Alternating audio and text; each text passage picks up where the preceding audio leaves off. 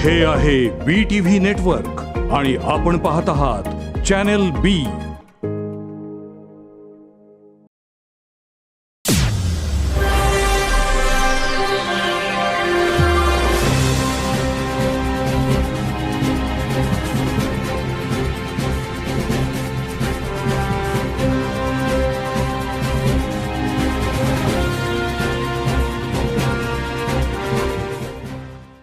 नमस्कार, मी रवी कुलकर्णी। कोल्हापूर महापालिकेची निवडणूक 15 जानेवारी रोजी होत आहे। सर्वत्र प्रचाराची रणधुमाळी सुरू आहे आणि यामध्ये इच्छुक उमेदवार आणि निवडणूक रिंगणात असणाऱ्या उमेदवारांशी आपण संवाद साधतोय।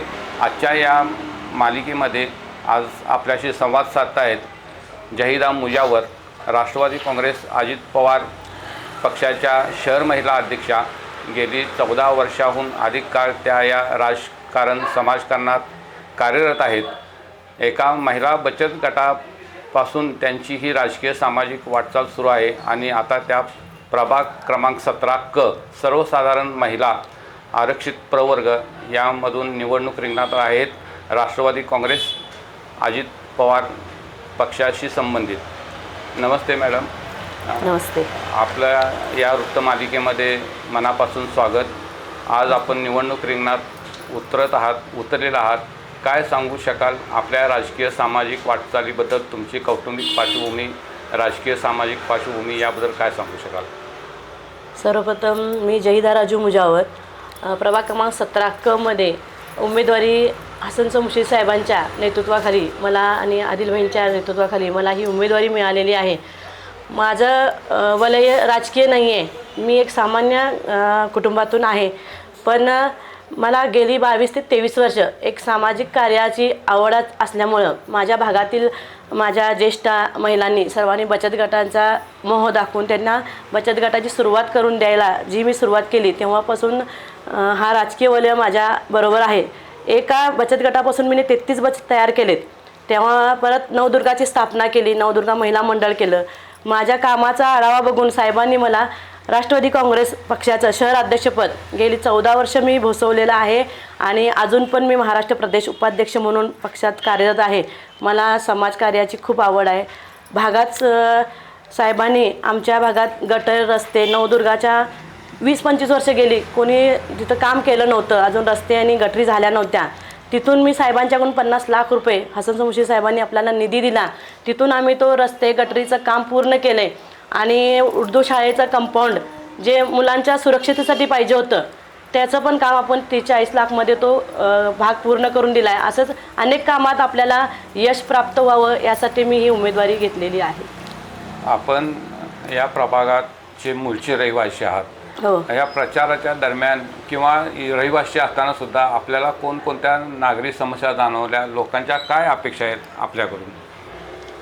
सर, हा भाग आमचा तसा सर्वसाधारण आहे।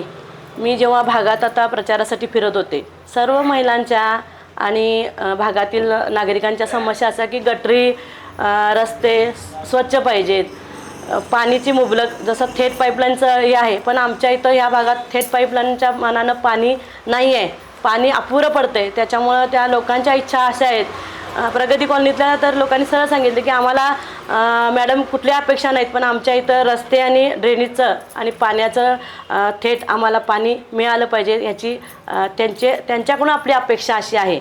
तर त्यांना आपण आश्वासन दिलेलं आहे आणि ते आपण पूर्ण पण करणार, का तर साहेबांच्या माध्यमातून आपण तो निधी आणून त्यांचं थेट लाईन पाईपचं हे जोडून आपण पाणी चालू करून देऊ।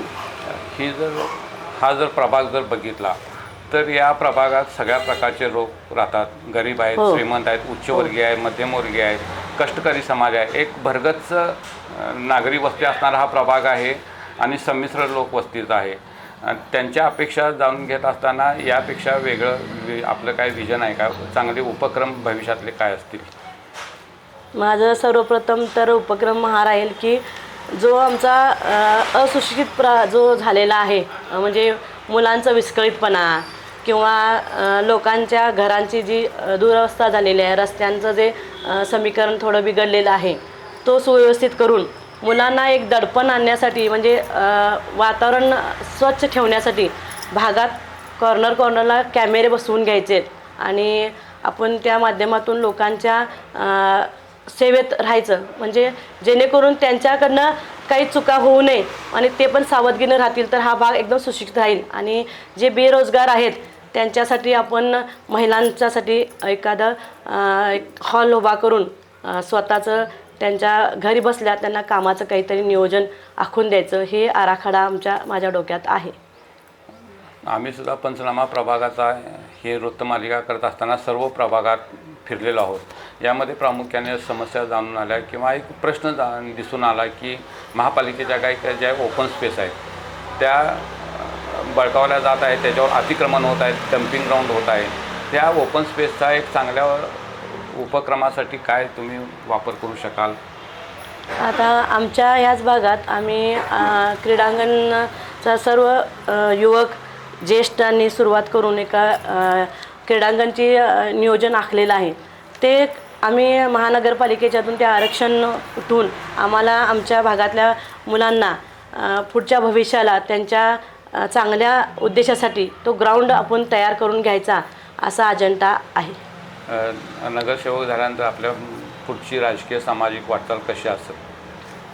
मी नगरसेवक जरी झाले तर आजपर्यंत जसं मी या भागात समाजात 20-22 वर्ष झाले एक साधारण महिला म्हणून समाजसेवा म्हणून काम करायची आमची धोरणं आहे.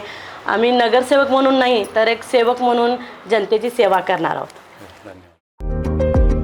हे आहे BTV नेटवर्क आणि आपण पाहत आहात चॅनल B.